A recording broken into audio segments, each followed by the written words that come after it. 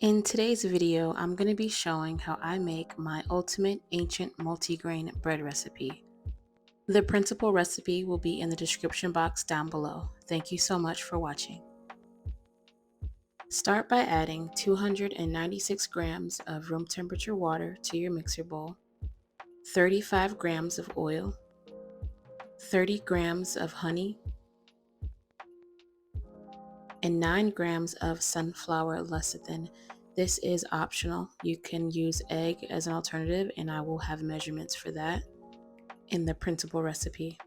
I also added 1/8 teaspoon of vitamin C. This is also optional. And now here I am making the udane, which is 17 grams of your fresh milled flour and 34 grams of boiling water.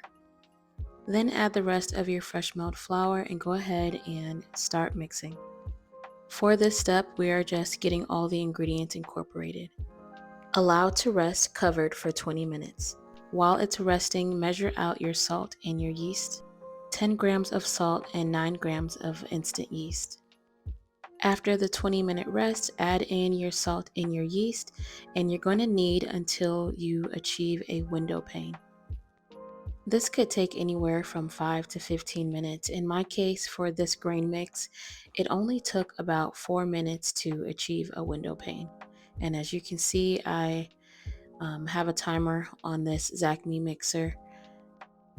And so I'm showing you guys how much time is passing so you can get an idea, but everyone's mixer is going to be a little bit different. I will have this mixer linked in the description box down below if you'd like to check it out. Now that my dough is done kneading, I'm going ahead and oiling my hands, and I'll show you guys the window pane test. You can see there a very good window pane. This recipe does have a lot of spelt in it, and anytime you're working with spelt, it will make your dough very stretchy and extensible. So if you find that your dough is very stretchy, that is normal. Anytime you're working with spelt, it will likely be that way. So here I'm just lightly oiling my bowl and getting my dough into a nice neat ball so that it can rest for the first rise. And here you can see that the dough is very stretchy, as I did mention. I want to give you guys a better look at the dough. I'm going to go ahead and stretch it again, and you'll see just how stretchy the dough is with that spelt in there. This recipe has 300 grams of spelt. I'm going to go ahead and put that dough in my bowl and allow it to rise until it has doubled in size, which for me took about 25 minutes. Make sure you cover your dough well. Now that my dough has doubled in size, I'm going to get ready to shape my loaf. I'm starting by oiling my loaf pan. I'm using a USA Pullman pan, which I will have linked in the description box down below. And you'll want to also oil your hands and your countertops as well, because this dough can feel a bit sticky. And now I'm just going ahead and folding the dough over on itself a few times. Because this dough is very slack, you'll want to build a little bit of tension before you shape it into a log.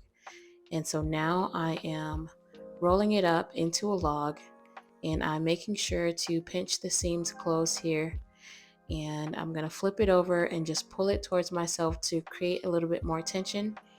And I'm putting that into my loaf pan. Do be sure to make sure that you cover your loaf well so that the top does not dry out. Here is the loaf after it's done the second rise. I'm going to bake this at 350 for 40 minutes. Okay, so here is my finished loaf. It is very soft. It is a beautiful loaf. And you're going to see two things here. First, I'm cutting the loaf with my bread knife that I've had for a few years now. And as I was cutting it, I did notice that the bread was a bit crumbly. And so at first I thought, well, maybe it was the recipe.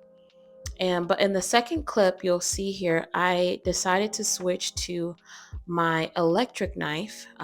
That evening when I went back to go ahead and finish cutting the loaf, I decided to use my electric knife, which I have been enjoying using lately. And in doing so, I actually noticed that the loaf was not crumbly at all when I use the electric knife. And so I'm sharing this to show just how important it is to have a good knife when cutting your bread. As you can see here with this slice, it's not crumbly. I'm able to bend it without it breaking. And I'm going to show you guys a side by side of the loaf. And this is the exact same loaf. But in one picture, I used my old knife, and then in the other picture, I used my electric knife. So I'll leave my electric knife linked in the description box down below. It's very important to have a great knife so that your bread can be the best that it can be. And so I'm just going ahead and finishing cutting the loaf. Again, I had started cutting the loaf earlier in the day, and then I had stopped to do some other tasks around the house. And then later that evening, I went and decided to finish slicing. So if you guys have any questions, feel free to comment down below. Thank you so much for watching.